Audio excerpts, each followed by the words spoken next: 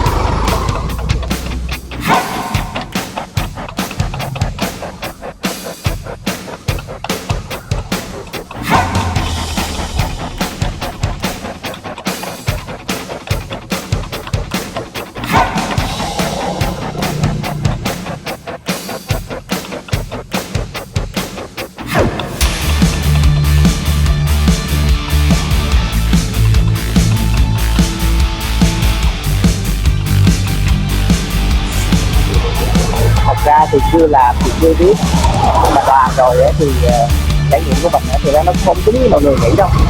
Nó chỉ cứng hơn là cái gỗ thường chứ vẫn làm được, có thể làm được.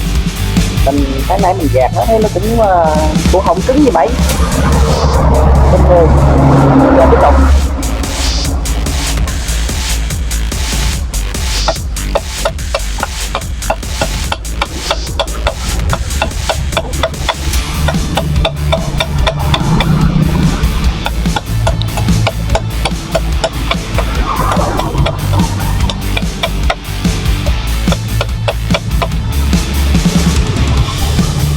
Các bạn lưu ý nha, khi mình ra voi rồi gần như thế này rồi, các bạn cố gắng mình dàn như thế nào cho nó kỹ, để không là nó dễ bị tét.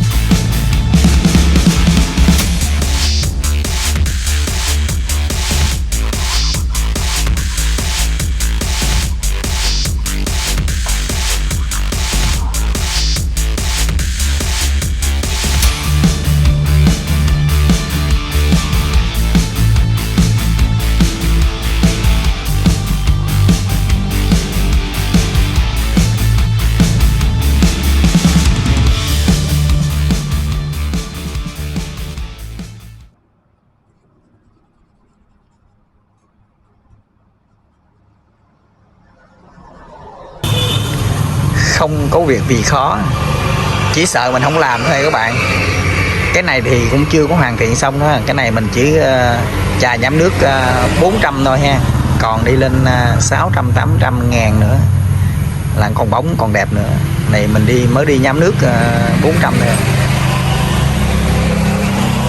quá trời bóng hả các bạn thấy không.